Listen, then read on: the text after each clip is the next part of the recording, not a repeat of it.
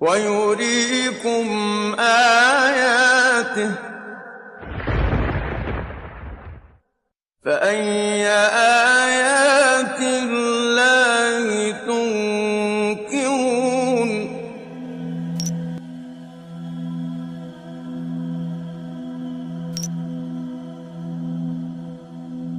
From any point in the world, the direction facing the Kaaba is called Qibla, and Muslims are expected to face Kaaba while performing Salah.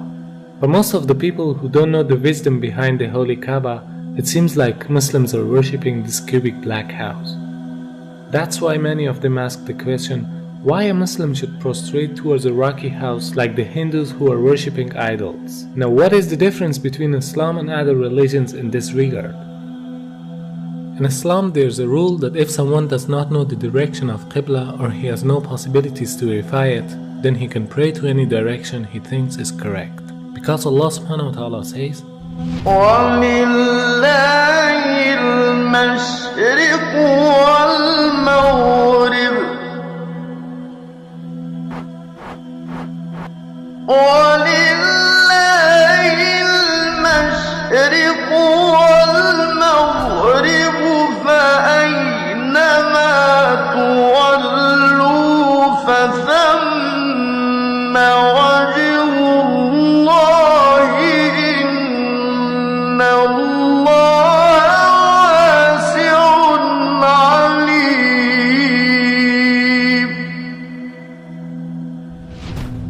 From this verse we can understand that the meaning of prostrating towards Kaaba is only to be united. Otherwise, everywhere is belonging to Allah subhanahu wa ta'ala. No Muslim ever worships the Kaaba when you offer Salah. Kaaba is the Qibla, it is the direction.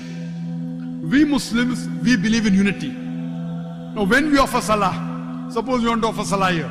Some will say, let's face north, some will say south, some will say east, some will say west. For unity, Allah says in the Quran, Surah Baqarah, that wherever you are, face towards the Kaaba.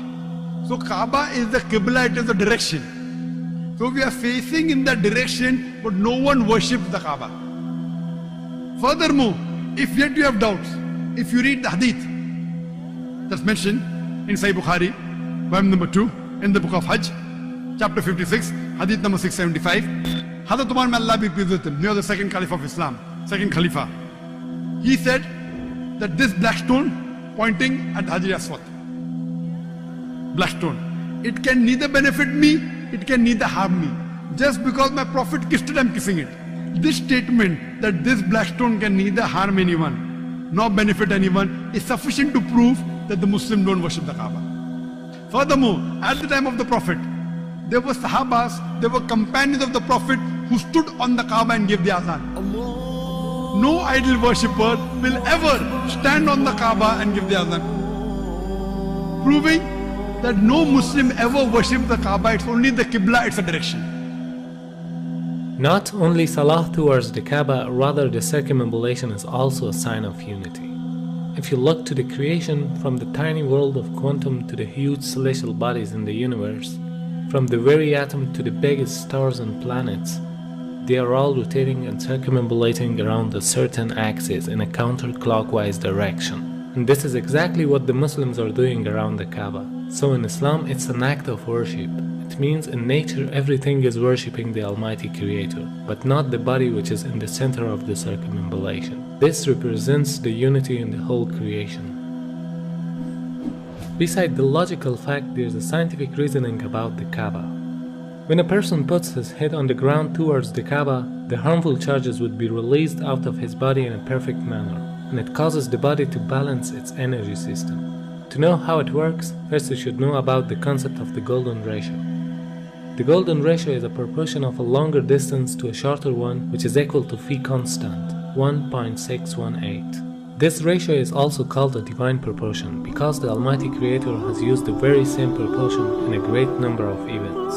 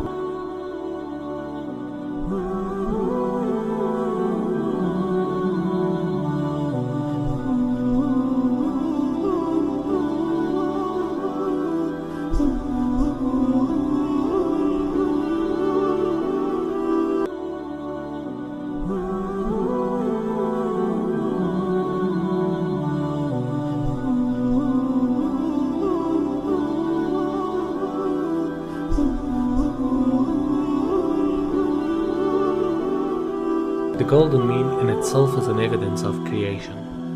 If we apply this ratio on Earth, we'll find out that the golden point of the globe is the city of Mecca, whereas the golden point of Mecca is holy Kaaba. So because it's the golden point of the globe, it is the strongest energetic field on Earth.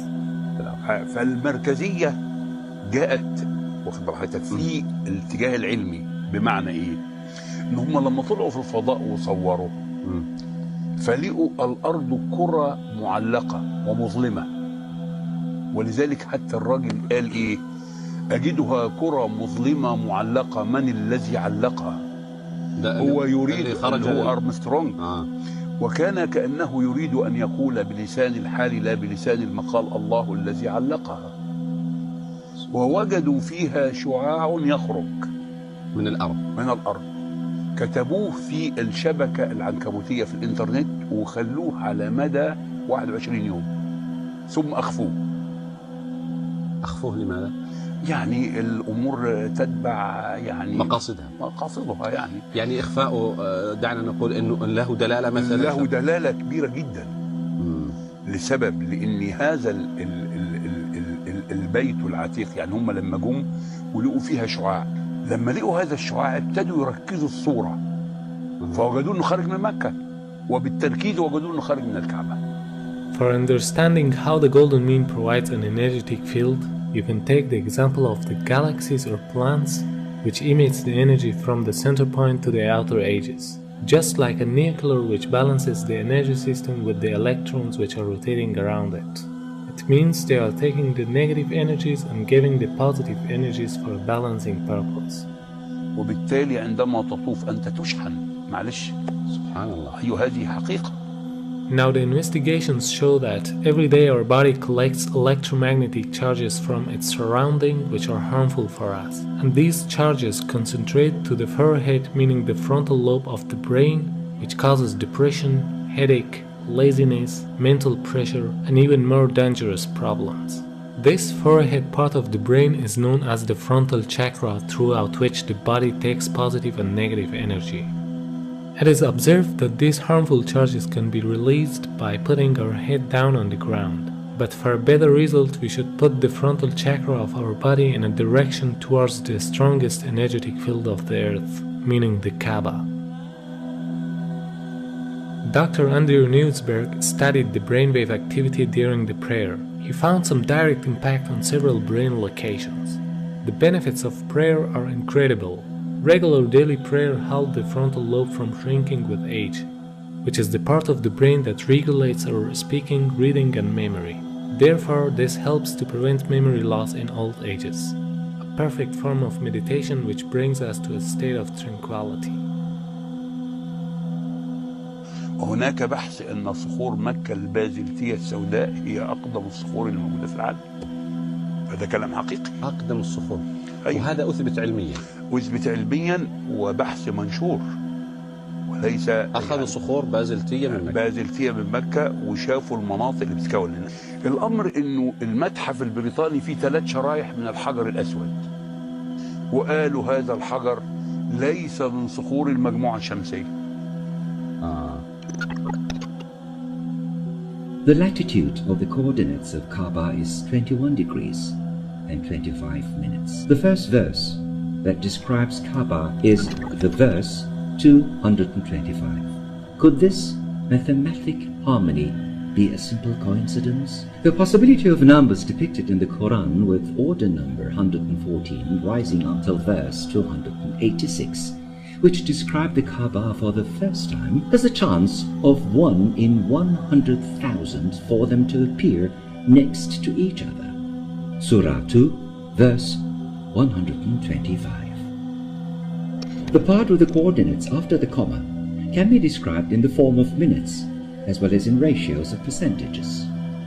In order to handle the upcoming objections, when we look at the coordinates of Kaaba by changing them to percentage ratios, we come across the following verse. Surah 2, verse 142. Hence, no matter how we look at it, there is a sign in the verses that point to Kaaba and this could only be possible with the wisdom of God. Although there are scientific facts behind every command of Allah subhanahu wa ta'ala, but the Muslims should obey them without any reasoning.